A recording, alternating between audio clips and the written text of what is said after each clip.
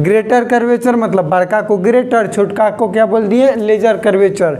तो most common site क्या है स्टमक कैंसर का, तो कहेंगे लेजर कर्वेचर। इसको आप लोग याद रखिएगा। तो साइन सिम्टम में रिगर्जिटेशन, रिगर्जिटेशन कहने का मतलब बैकवर्ड फ्लो।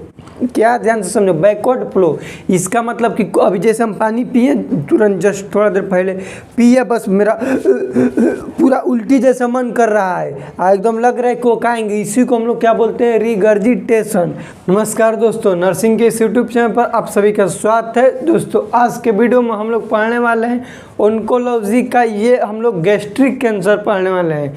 गैस्ट्रिक कैंसर कहें या फिर इसको हम लोग स्टमक कैंसर भी कह सकते हैं। इस वीडियो में हम लोग बेसिकली जानेंगे स्टमक कैंसर क्या होता है, उसका रिस्क फैक्टर मतलब किस पेशेंट को, किस आदमी को स्टमक में कैंसर होने का चांसेज है, यदि हो गया कैंसर तो उसका हम लोग साइन एंड सिम्टम्स जानेंगे, यानी कि लक्षण क्या उस चीज आदमी में दिखेगा, ताकि हम लोग पता कर लेंगे कि हाँ ये हो सकता है कि इसमें स्टमक का कैंसर हो। यदि पता भी चल गया तो उसका डायग्नोसिस करेंगे। उसके बाद हम लोग उसका मैनेजमेंट जानेंगे। मैनेजमेंट बहुत इंपॉर्टेंट है इसका गैस्ट्रिक कैंसर का। ठीक, तो आइए हम लोग अपना टॉपिक शुरू करते हैं। टॉपिक है गैस्ट्रिक कैंसर। गैस्ट्रिक कैंसर को ही हम लोग कहते हैं स्टमक कैंसर। इस बात को हमेशा ध्यान दीजिएगा। गैस्ट्रिक कैंसर में लिखे हैं कि it is cancer of stomach inner lining. कहने का मतलब कि ये स्टमक के इनर लाइनिंग का है। जैसे देखिए हम लोग का ये स्टमक होता है ऐसे,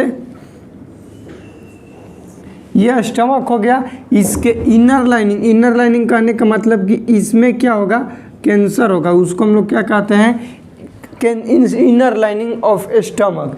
फिर लिखे most common site lesser curvature. ध्यान से समझो, ये क्वेश्चन आ सकता है कि स्टमक कैंसर का मोस्ट कॉमन साइट क्या है, तो इसको हम लोग कहेंगे लेजर कर्वेचर। ये जो छोटका लाइनवा ही वाला है इसको बोलते हैं लेजर कर्वेचर, बड़का को बोलते हैं ग्रेटर कर्वेचर। क्या बोलते हैं ग्रेटर कर्वेचर, और इसको हम लोग क्या बोलेंगे लेजर कर्वेचर। इस चीज़ को आप लोग याद रखिएगा। ग्रेटर कर्वेचर मतलब बड़का को ग्रेटर, छोटका को क्या बोल दिए लेजर कर्वेचर। तो मोस्ट कॉमन साइट क्या है स्टमक कैंसर का, तो कहेंगे लेजर कर्वेचर। इसको आप लोग याद रखिएगा। अगला लिखें it is mostly involved mucosa lining. Mucosa कहने का मतलब कि सबसे बाहरी लाइनिंग।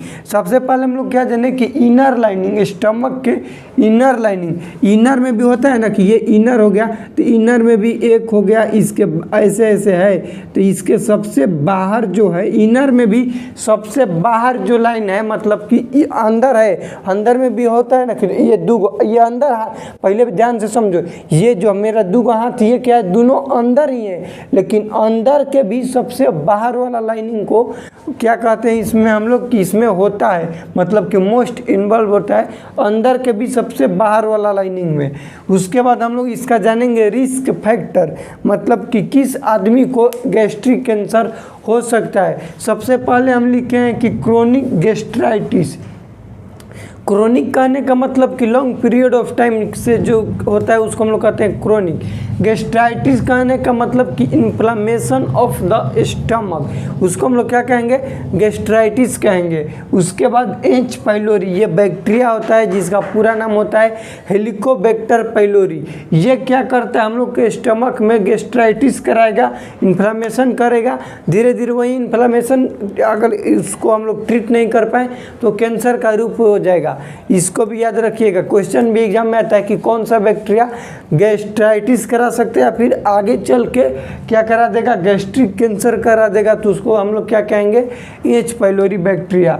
अल्कोहल और स्मोकिंग, जितना भी हम लोग ऑन्कोलॉजी कैंसर पढ़ेंगे सब में रिस्क फैक्टर में हम लोग क्या पढ़ते हैं भैया अल्कोहल और स्मोकिंग। उसके बाद कैंसर हिस्ट्री, कैंसर का पेशेंट को हिस्ट्री है तो हो सकता है, हिस्ट्री कहने का मतलब कि पहले हुआ हो, उसके परिवार वालों को फैमिली वालों को हुआ हो, तो उसको हम लोग कहते हैं कैंसर हिस्ट्री। नाइट्रेट, नाइट्रेट कहने का मतलब कि सोडा, सोडा मतलब बहुत ज़्यादा हम लोग सोडा आप कहें तो पेप्सी हो गया, कोको कोला हो गया, उसमें बहुत ज़्यादा सोडा आता है। तो ये बहुत एक्सेसिव यूज करने में भी ये क्या बन सकता है, एक रिस्क फैक्टर हो सकता है।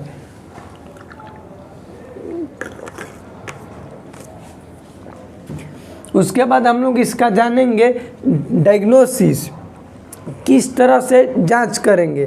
तो जांच से पहले जानेंगे साइन सिम्टम, क्योंकि लक्षण दिखेगा तभी तो भैया जांच करेंगे। तो साइन सिम्टम में रिगर्जिटेशन, रिगर्जिटेशन करने का मतलब बैकवर्ड फ्लो, क्या ध्यान से समझो, बैकवर्ड फ्लो। इसका मतलब कि अभी जैसे हम पानी पिए तुरंत जस्ट थोड़ा देर पहले पिए, बस मेरा पूरा उल्टी जैसा मन कर रहा है, एकदम लग रहा है कि वो खाएंगे, इसी को हम लोग क्या बोलते हैं, रिगर्जिटेशन।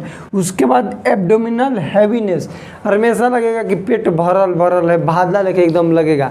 एब्डोमिनल पेन, भरल लगेगा, पेट में दर्द होगा।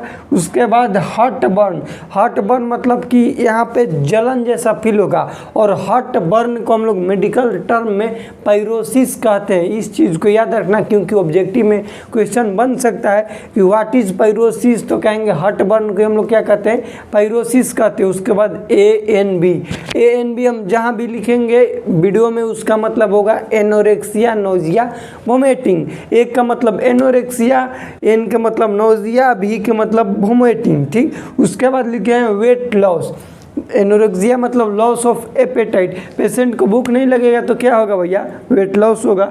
उसके बाद डायग्नोसिस, किस तरह से हम लोग गैस्ट्रिक कैंसर वाले पेशेंट को जांच कर सकते हैं। तो डायग्नोसिस में सबसे पहले हिस्ट्री कलेक्शन, फिजिकल एग्जामिनेशन, ये करना बहुत ज़रूरी है। उसके बाद इंडोस्कोपी, इंडोस्कोपी में क्या होता है कि अपर GI ट्रैक को हम लोग क्या करते हैं, विजुलाइज करते हैं by the help of camera, उसको हम लोग क्या कहते हैं, endoscopy. Barium swallow, barium swallow क्या होता है कि पेशेंट को पानी में घोर के बेरियम को पिला देंगे, पिलाएंगे तो क्या होगा कि जितना भी GI ट्रैक में GI ट्रैक को एकदम विजुअलाइज कर देगा, साफ कर देगा, क्लियरेंस कर देगा। क्लियरेंस करने से ये चीज़ होगा कि जो भी हम उसके बाद USG करेंगे, CT करेंगे, तो उससे एकदम झकास दिखाई देगा उसका GI ट्रैक, जिससे पता चल जाएगा कि कैंसर स्टमक में कहाँ पर है। जिससे मोस्ट कॉमन साइट होता है लेजर कर्वेचर, ये तो है, लेकिन क्या सही में कैंसर है या फिर नहीं है, इसके लिए डायग्नोसिस में बेरियम स्वेलो काफ़ी हेल्पफुल होता है। इस चीज़ को आप लोग समझिएगा। उसके बाद USG, अल्ट्रासोनोग्राफी। एक क्वेश्चन आया था कि हम USG किस पेशेंट को कर सकते हैं, या फिर USG कहाँ पर किया जाता है, मतलब पेशेंट है चाहे कोई भी आदमी के, USG हम किस किस बॉडी ऑर्गन पार्ट्स को कर सकते हैं। क्वेश्चन है, ध्यान से समझना कि USG यानी कि अल्ट्रासोनोग्राफी हम बॉडी ऑर्गन के किस किस पार्ट को कर सकते हैं। तो इसका आंसर होगा कि वैसा बॉडी ऑर्गन जो क्या कंटेंट करता हो, फ्लूइड, जो फ्लूइड कंटेंट करेगा उसी बॉडी ऑर्गन पार्ट्स को हम लोग सिर्फ USG कर सकते हैं। जैसे जितना भी बॉडी में हम लोग के पार्ट्स में फ्लूइड होगा, फुकाएंगे फ्लूइड तो सब है, हाथों में फ्लूइड है, ये पर नहीं भैया, ये तो ब्लड है, ब्लड तो पूरा देह में, तो पूरा देह का नहीं होता है। जैसे एब्डोमेन, एब्डोमेन में हम लोग का फ्लूइड होता है, कंटेंट करता है, ज़्यादातर एब्डोमेन कहीं होता है हम लोग का USG। उसके बाद हम लोग जानेंगे management, management chemotherapy, radiation therapy और सर्जरी। हम एक स्पेशल वीडियो बनाएंगे कीमोथेरेपी का, इसमें बहुत सारा कैंसर ड्रग आता है, एक एल्कलाइटिक एजेंट आता है, एंटीबायोटिक एजेंट आता है, एंटी मेटाबॉलिक एजेंट आता है, तो वो सारा ड्रग क्लासिफिकेशन है उसका। उसके बाद उसका ड्रग आता है, मेथोट्रेक्सेट आता है, साइक्लोफॉस्फामाइड आता है, विनक्रिस्टिन, विनब्लास्टिन, बेलोमाइसिन, बुसल्फान, ये सारा क्या है, ड्रग है, कीमोथेरेपी के अंदर आता है। ये सारा चीज़ का वीडियो हम बताएंगे आप लोग को, टेंशन नहीं लीजिए। रेडिएशन थेरेपी, रेडिएशन मतलब कि उसको रेडिएशन देंगे, मैनेजमेंट करेंगे। रेडिएशन देने से क्या होगा, बर्न हो जाएगा, ये जो स्टमक में कैंसर है जल जाएगा, जल के ख़त्म हो जाएगा इनिशियल फेज में। उसके बाद सर्जरी, सर्जरी में हम लोग क्या करते हैं भैया, पार्शियल गैस्ट्रेक्टमी और टोटल गैस्ट्रेक्टमी। पार्शियल गैस्ट्रेक्टमी कहने का मतलब कि कुछ, गैस्ट्रेक्टमी कहने का मतलब कि रिमूवल ऑफ स्टमक, उसको हम लोग क्या कहेंगे, गैस्ट्रेक्टमी। पार्शियल मतलब थोड़ा सा निकालेंगे, टोटल मतलब कि पूरा खत्म कर दिए गैस्ट्रेक्टमी।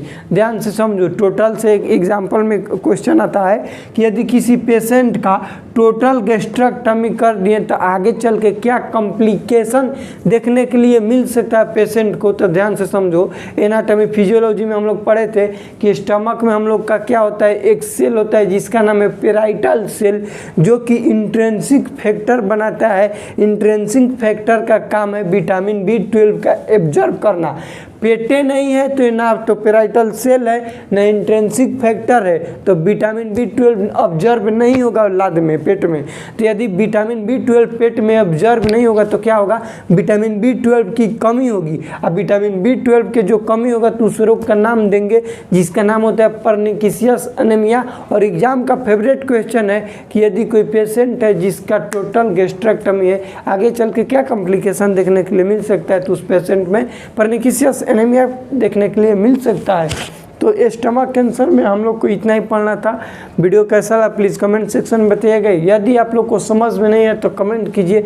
आप लोग वीडियो भी नहीं देखते हैं और ना ही कमेंट करते हैं, तो कृपया मेहनत से बनाते हैं तो वीडियो को देखिए और अपने दोस्तों के साथ शेयर करें ताकि आप लोग के वीडियो आप लोग के लिए हम हमेशा बनाते रहें।